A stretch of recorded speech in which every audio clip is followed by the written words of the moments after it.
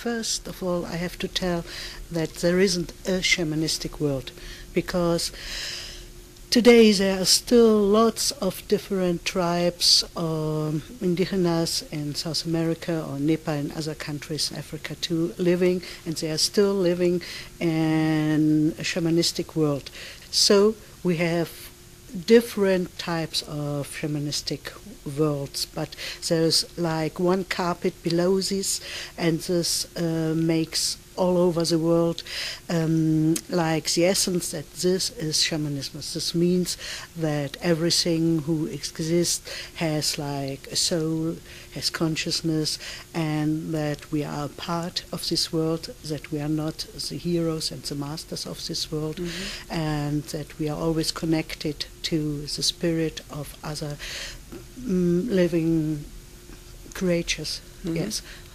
And so I think mostly maybe 27 years I slowly walk into these different rooms of shamanistic world, because I love the way I myself, as a woman, as an artist, as a human, can feel and get in contact with this so-called unseen reality, because for me it isn't any longer an unseen reality, it is reality. Because for me today, after long years of experience, I think that a real realist is a visionary one. So because this is that there is no that we are always in like altered states. There is nearly no cutting between this world and the other world. I only have to know them, and so I can act in them, and this gives a big richness to me. And with all my senses I can go into this world, and I don't have to leave nothing. I don't have to believe nothing, because I can experience this with my own body, with my senses. And the first is I can explore like my own spirit, and then I can get in contact to all the other like qualities of spirit which are in this world. And this is a big richness for me, and makes it much more easier to live. And it's like to sing a song every day, and the tune is changing, but it's my song, and I can live this kind of sound, and I am this kind of sound. Sounds very great. It is. Yeah. And do you experience that it's also helpful to be a woman in that, being in those worlds? This depends. This depends on the culture. When I think of most of the cultures in Nepal, I found it much more easier to be a woman, and also easier to work as a she shaman in this society. But I mostly, in a way, live in the Amazon, in the Peruvian Amazon, and this for women, I found, and I still find, it's not so easy to go, because mostly men are doing this real important work. And so it took a long time for me to find a woman where I could learn from her, because we are women and we see the world with other eyes, and sometimes these are not our outsider, our biological eyes. It's like I found that if women are really awake, that the skin of the women have thousands of eyes, and it's not only these eyes or this world, it's a kind, my experience are that women are much more closer like to the essence of life, because they are able to give birth, to give life. They can carry life themselves. Yeah, and so they mostly don't need so hard door openers like men need to get in touch really with this field of alive consciousness. And so the problem for me was one experience, a really hard one, because I was looking after she shaman, and I found one in the Amazon. And And she named it healing ritual, but she nearly murdered me. And so I got a ritual with ayahuasca, this plant, which is like a bridge to open really my inner eyes. But she later, people told me, she not only used ayahuasca and chacruna, these both traditional plants which gave effect to you. No, she put a lot of toe, datura into it, and a lot of tobacco. And with this datura, you really can get not only numb in all your parts of your body, but nearly 1.5 a day later, I wasn't able to go, I wasn't able to talk. I really was afraid not to get back into my normal state of thinking and consciousness. Mm-hmm. And normally the songs of the shaman are really healing songs, and they do heal not with the plant. The plant makes that they can see, but they heal with the sound. And this she-woman, she-shaman, she really, for me, it seemed as if she would have like iron whips, and she was like beating me with her iron whips all night long. And I really lost my mind. And later people in the village told me, yeah, if this woman gets a feeling that another woman has a little bit of own power, she really shows everything she can to you. And she is a master, this is true. And they said that only women do like try to get in fight on the spiritual but also on the body way with the effect of ayahuasca, only with women, and men with men. Mm-hmm. So it was like a protection for long years that I only was looking for elder men where I could learn with. I really was afraid to go to another she-shaman. But meanwhile, I found not a lot, but 3, 4, which are really wise women, and they are all elder ones.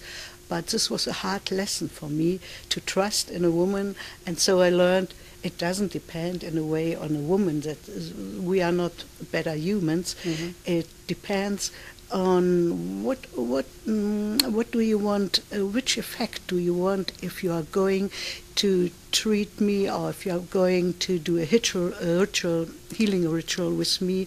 And this is the key.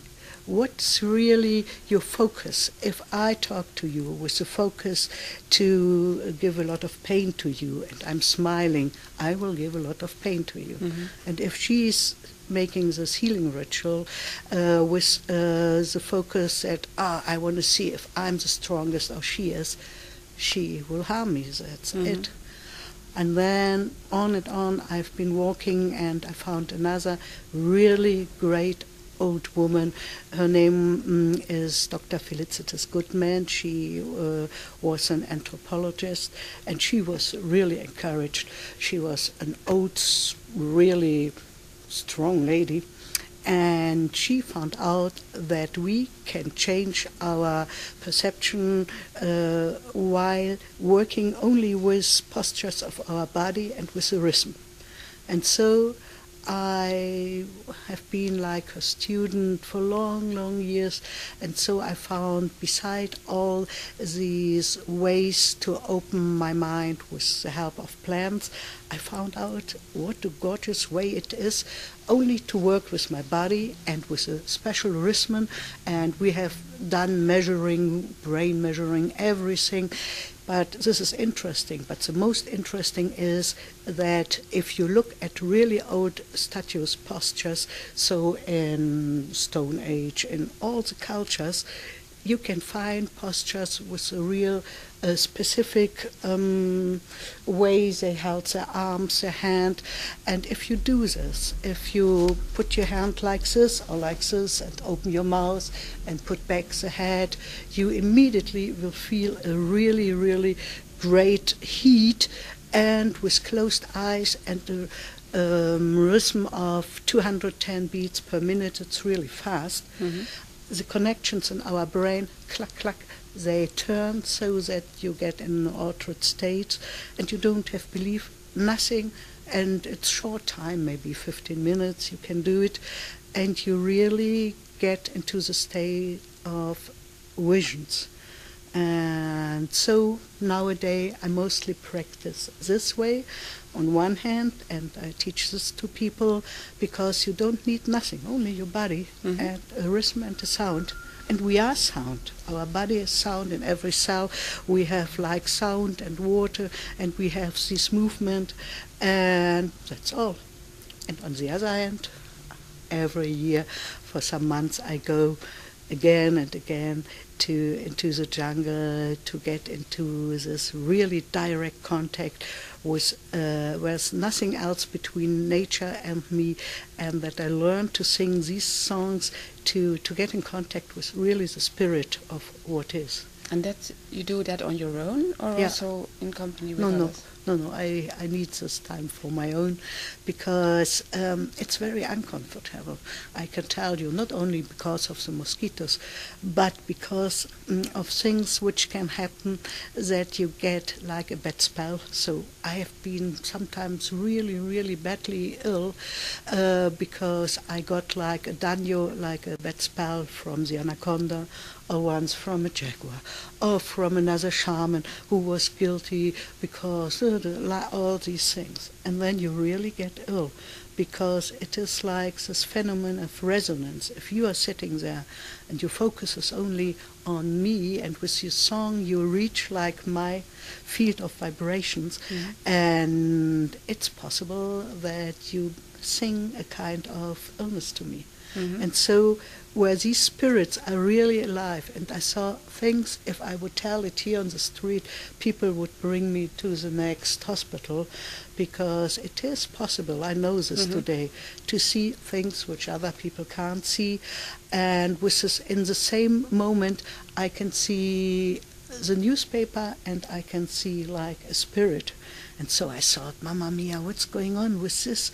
Is the spirit the reality? Because the spirit looks like you. But it's not you. It's really something I can't touch. And this I learned, that if I go within these indigenous cultures, with these people, into their fields of reality, step by step, I'm a part of their reality. And this is not like Sunday afternoon TV show, because this really, really puts away all your everything what you ever thought in your life, that it's possible that someone is touching you like this really hard and no one is around. But this only happens for me if I'm living with the people in the village. But this changed my perception and also my daily life here, because now I know this is one part of possibility of reality, but it's not the only one. And this is what I really like to explore, this richness I have inside of me, and that I'm a part of all these different realities if I'm willing to open my mind.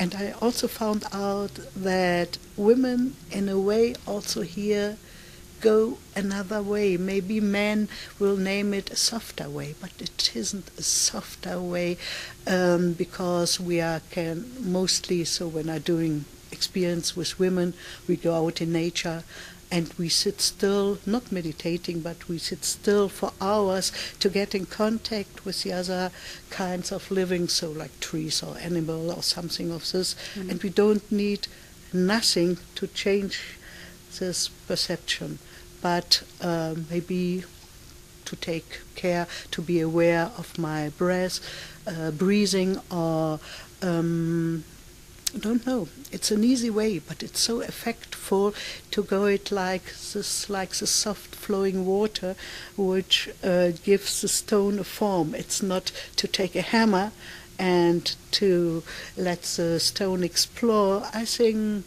in a way, my way is more to flow like water around the stone, so that step by step the stone is changing its form. A very female approach. Yeah, I think so. Yeah. Yes.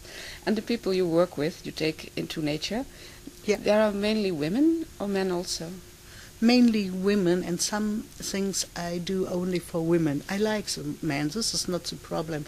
But if you are in a group with women and they are men are changing their behavior, and women too. Yeah, And true. so for some experience, if you really try to be like true to yourself, it's better not to get into this kind of game with men. It's nice, but there are special situations for myself. I'm clearer in my mind and I'm more concentrated on what I'm doing when I'm in one way alone or going with women who also don't take care if you have the nicest lipstick of the day or the best shoes. This doesn't matter.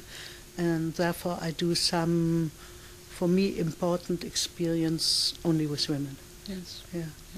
You mentioned that it started for you 27 years ago. Yeah. So with consciousness, yeah. Yeah. What brought you on this path? Who? Sometimes I thought of this, and I can't remember like a person or a day. It is like a long life longing for to see the unseen, but because I always knew there is more than only this table and the chair. And so if you are open because you are hungry to know something, these things you want to know, they will reach you.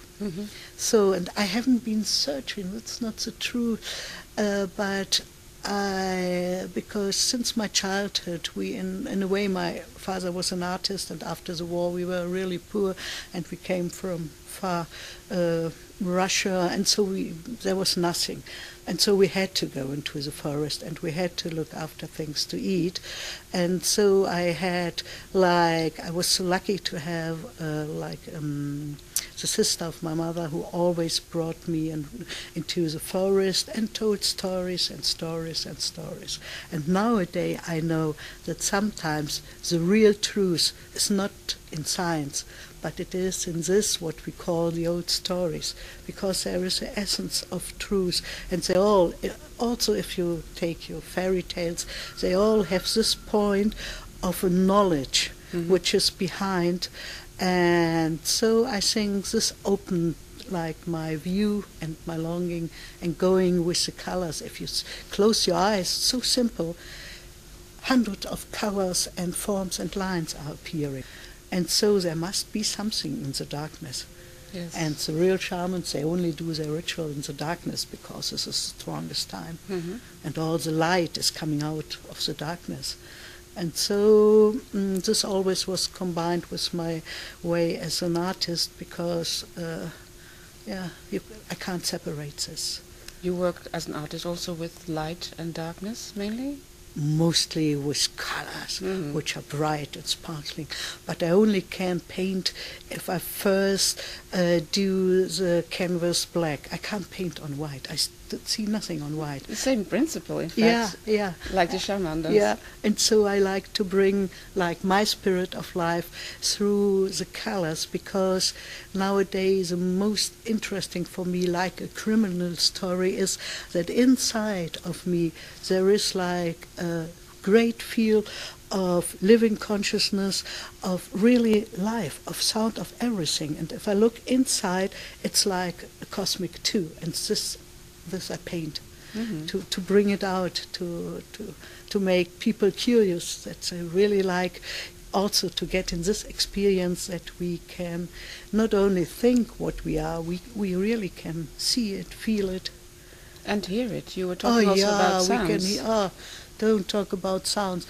I got the feeling through the years, my ears are, I can hear like the last grasshopper 100 kilometers away singing or coughing. So sometimes these poor ears, it's too much from them to hear. Can you shut it down as well? Yeah, you have to learn this. But it is sound. I think if there's a painting, when the painter has been really in his painting, not thinking, but in his painting, you can sing it. It's like a song too. It is like this. Or if you meet people and you get really this taste of the essence of people, you can sing this lady. Mm-hmm. Yeah. I once learned that music is the closest to what we could call the divine power in the universe. Yeah.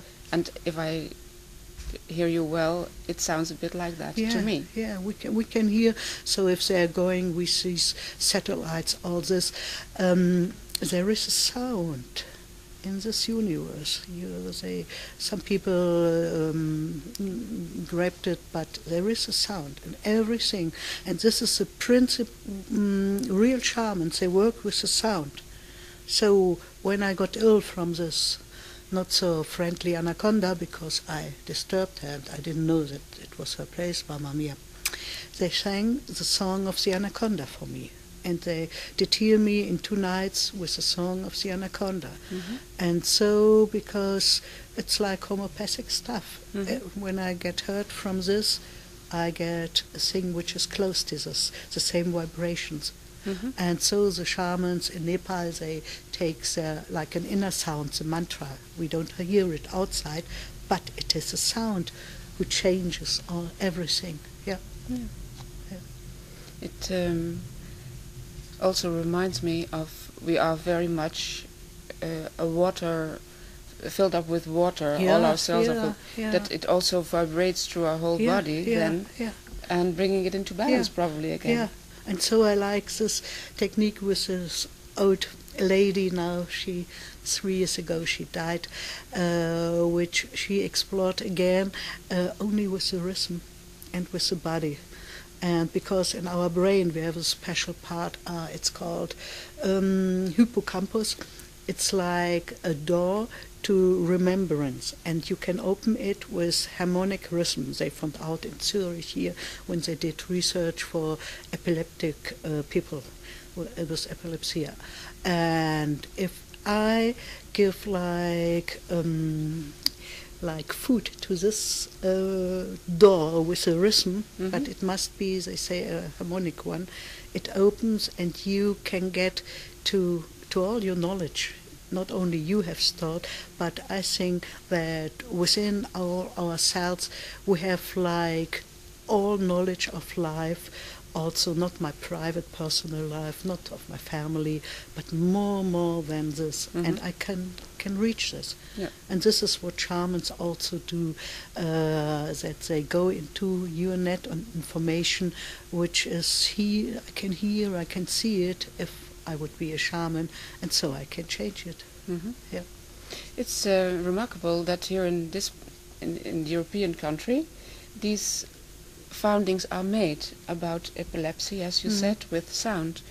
Do you notice that more and more there is a connection between these worlds, the regular science and the shamanistic knowledge? Yeah, I'm so glad it is like this, that now scientific say like the same as old shamans say, which never have read a book because they can't read. Yes, I'm so happy to live in this time where we are connected to this, and that I don't have to separate myself from myself, because I love to see things also with my intellect, and I love to get in process of understanding, and so I can combine these two.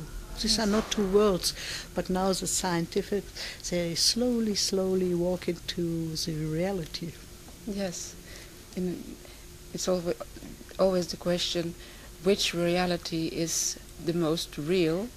And that's what we can fight about. But we are here at the psychedelic forum and talking about these days, and there it becomes more and more clear that perhaps there is another reality, as you mentioned clearly yourself, which is perhaps even more real than we normally hear in our normal world. Yeah.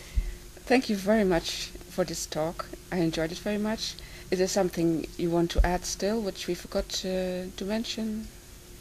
No, thank you. I'm very grateful that you have this open mind to ask something, because I think it's more important to have more questions than answers, and so I hope we could bring a little bit more of questions into this world, and so that more women especially are encouraged to get up and find their own way, which is the own way for them to get in contact with this real alive essence. And yeah, that's it, and this is what I like to do.